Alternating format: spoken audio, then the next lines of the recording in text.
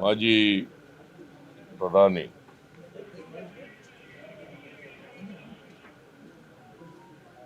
ಮನಮೋಹನ್ ಸಿಂಗ್ ಅವರು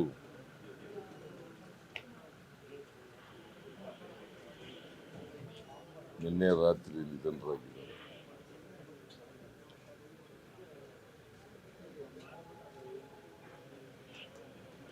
ಅವರಿಗೆ 92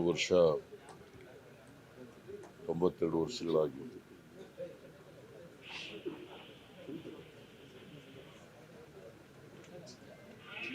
ಅವರು ಒಂದು ರೀತಿಯಲ್ಲಿ ಅವರ ಬದುಕನ್ನು ನೋಡಿದಾಗ ಕೇಳಿಸ್ತಾ ಇಲ್ವೇನ್ರಿ? ಹೌದಾ? ಅವರು ಒಂದು ರೀತಿ ಪವಾಡ ಆದ ರೀತಿಯಲ್ಲಿ ಅವ್ರ ಬದುಕನ್ನು ನೋಡಲಿಕ್ಕೆ ಸಾಧ್ಯ. ಇವತ್ತಿನ ಪಾಕಿಸ್ತಾನ ಇದೆಯಲ್ಲ, ಅಲ್ಲಿ ಒಂದು ಕುಗ್ರಾಮದಲ್ಲಿ ಜನಿಸ್ತವರು, ಪಂಜಾಬ್ ಪ್ರಾವಿನ್ಸ್.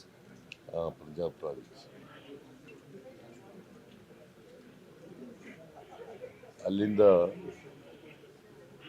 ದೇಶದ ಒಬ್ಬ ಖ್ಯಾತ ಪ್ರಸಿದ್ಧ ಅರ್ಥಶಾಸ್ತ್ರಜ್ಞರಾಗಿದ್ದರು.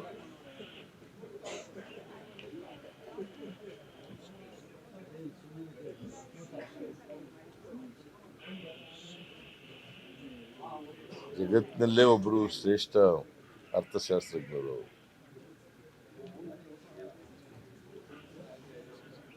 ಅವರು 5 ವರ್ಷ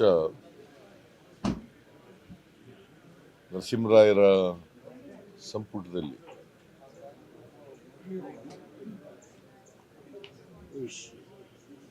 ಆರ್ಥಿಕ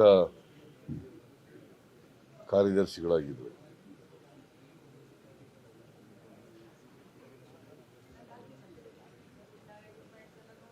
ಆ ಕಾಲದಲ್ಲಿ ಉದಾರೀಕರಣ, ಖಾಸಗೀಕರಣ ಮಾಡಿ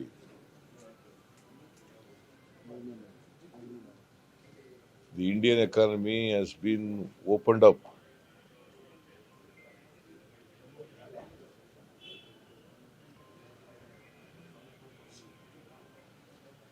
In the global sphere.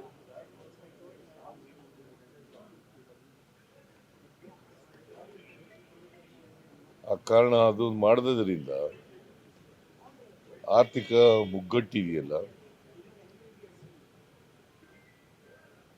ದೇಶದಲ್ಲಿದ್ದಂಥ ಆರ್ಥಿಕ ಮುಗ್ಗಟ್ಟು ಅದು ನಿವಾರಣೆ ಆಯಿತು ಅಂತಕ್ಕಂಥದ್ದನ್ನ ಇವತ್ತು ನಾವೆಲ್ಲರೂ ಕೂಡ ಸ್ಮರಿಸ್ಕೋಬೇಕಾಗಿದೆ.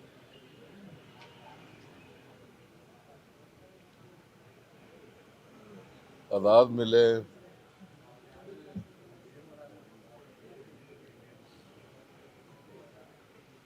ಎರಡು 2004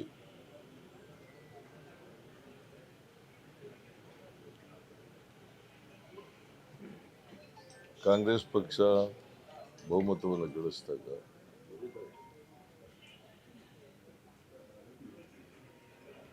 ಶ್ರೀಮತಿ ಸೋನಿಯಾ ಗಾಂಧಿಯವರು ಪ್ರಧಾನಮಂತ್ರಿ ಆಗಲಿಕ್ಕೆ ನಿರಾಕರಣೆ ಮಾಡಿದಾಗ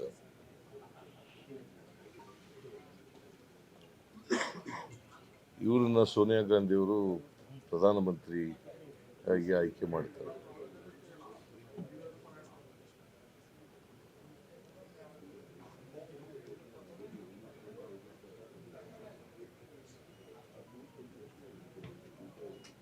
ಸುಮಾರು 10 ವರ್ಷಗಳ ಕಾಲ ಈ ದೇಶದ ಅಧಿಕಾರದ ಚುಕ್ಕಾಣಿಯನ್ನು ಹಿಡಿದು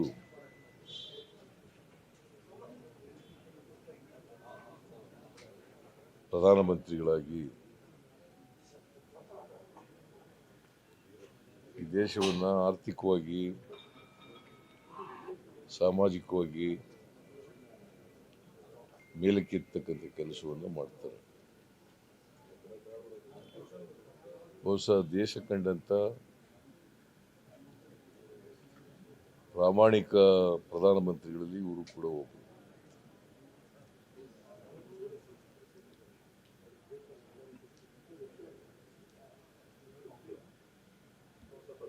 ರಾಜಕಾರಣದಲ್ಲಿ ಪ್ರಾಮಾಣಿಕತೆಯನ್ನು ಕಾಣ್ತಕ್ಕಂಥದ್ದು ಕಷ್ಟ. ಆದರೆ ಇವರು 10 ವರ್ಷಗಳ ಕಾಲ ಪ್ರಧಾನಮಂತ್ರಿ ಆಗಿದ್ರೂ ಕೂಡ ಅತ್ಯಂತ ಪ್ರಾಮಾಣಿಕರಾಗಿ ಕೆಲಸ ಮಾಡಿದ್ದಾರೆ.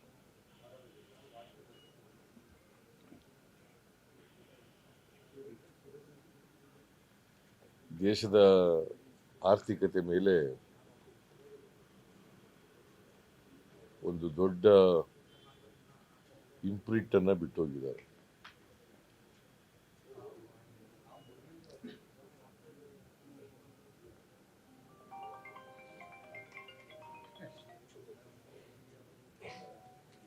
ಇವತ್ತು ಅವರ ಬದುಕು ಮತ್ತು ಅವರ ಆರ್ಥಿಕವಾಗಿ ಮಾಡದಂಥ ಕೆಲಸಗಳು ನಮ್ಮೆಲ್ಲರಿಗೂ ಕೂಡ ಪ್ರೇರಣೆ ಮತ್ತು ಸ್ಫೂರ್ತಿ.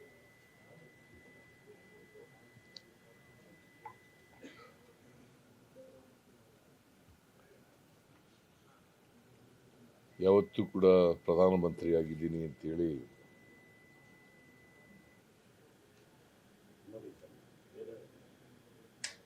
ಅವರು ಅಧಿಕಾರದ ಮದದಿಂದ ಇದ್ದವರಲ್ಲ.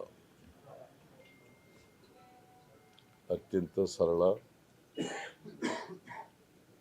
ಸಂಭಾವಿತ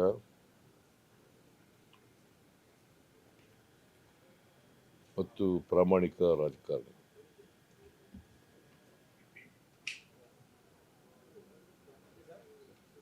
ದಿ ಮೋಸ್ಟ್ ರೆಸ್ಪೆಕ್ಟೆಡ್ ಮ್ಯಾನ್.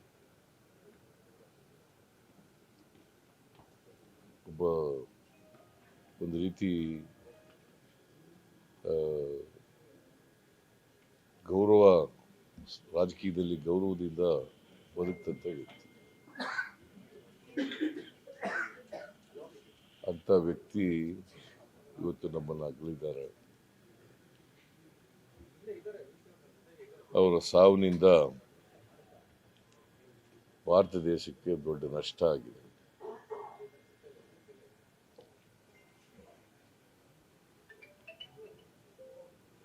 ಅವರ ಸಾವಿನ ದುಃಖವನ್ನು ಭರಿಸ್ತಕ್ಕಂಥ ಶಕ್ತಿ ಕೊಡಲಿ ಅಂತೇಳಿ ಅವರ ಕುಟುಂಬ ವರ್ಗದವರಿಗೆ ಪ್ರಾರ್ಥನೆ ಮಾಡ್ತೇನೆ.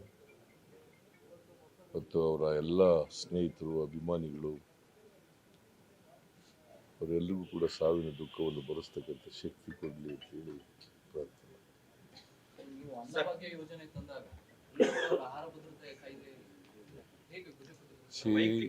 ನೋಡಿಯಪ್ಪ, ಅನ್ನಭಾಗ್ಯ ಕಾರ್ಯಕ್ರಮ ತಗೊಬಂದವರು Narendra Modi. Food security act, Manmohan Singh ಅವರು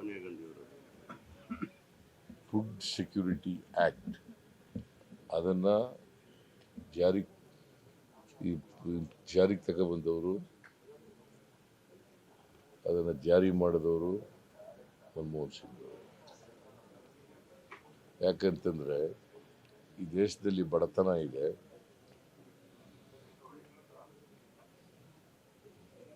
ಅದರಿಂದ ಎಲ್ರಿಗೂ ಕಡಿಮೆ ದರದಲ್ಲಿ ಆಹಾರ ಸಿಕ್ಕಬೇಕು ಅಂತೇಳಿ, 3 ರೂಪಾಯಿಗೆ ಸಿಕ್ಕಬೇಕು ಅಂತೇಳಿ ಇಡೀ ಬಡವರು, ದೇಶದ ಬಡವರು 3 ರೂಪಾಯಿಗೆ ಸಿಕ್ಕಬೇಕು ಅಂತೇಳಿ ಕಾನೂನು ಮಾಡಿದವರು.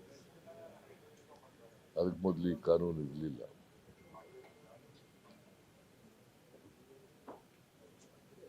ನಾವು ಅವರು ಕಾನೂನು ಮಾಡಿದ ಮೇಲೆ ನಾನು 1 ರೂಪಾಯಿಗೆ ಅಕ್ಕಿ ಕೊಡ್ತಕ್ಕಂಥ ಕಾನೂನನ್ನು ಮಾಡಿದ್ದೆ.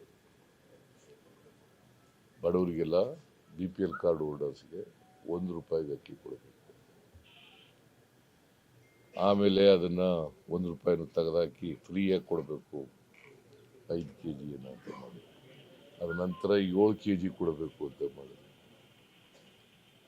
ಇವತ್ತು ಏನು ಮನಮೋಹನ್ ಸಿಂಗ್ ನರೇಂದ್ರ ಮೋದಿಯವರು ಆಹಾರ ಕೊಡ್ತಾ ಇದ್ದಾರೆ, 5 kg ಅಕ್ಕಿಯನ್ನು ಕೊಡ್ತಾ ಇದ್ದಾರಲ್ಲ, ಅದು ಕೊಡಲಿಕ್ಕೆ ಕಾರಣಕರ್ತರು ಮನಮೋಹನ್ ಸಿಂಗ್. ನಾನು ಕೊಡಲಿಕ್ಕೆ ಕಾರಣಕರ್ತರು Manmohan Singh. Food security act ಇಲ್ಲದೆ ಕೊಡಲಿಕ್ಕೆ ಆಗ್ತದೆ. ಸೊ ಅವರು ಈ ದೇಶದ ಬಡವರು, ನಿರುದ್ಯೋಗಿಗಳು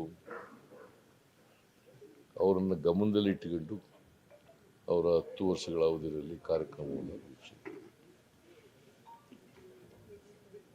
ಸರ್, ನಿಮ್ಮ ಮತ್ತು ಅವರ ನಡುವಿನ ಒಡನಾಟ ಹೇಗಿತ್ತು ಸರ್? ವೈಯಕ್ತಿಕ ಚೆನ್ನಾಗಿತ್ತು. ಅವರು ಪ್ರಧಾನಮಂತ್ರಿ ಆಗಿದ್ದಾಗ ಒಂದು 2-3 ಸಾರಿ ಭೇಟಿ ಮಾಡಿದ್ದೆ.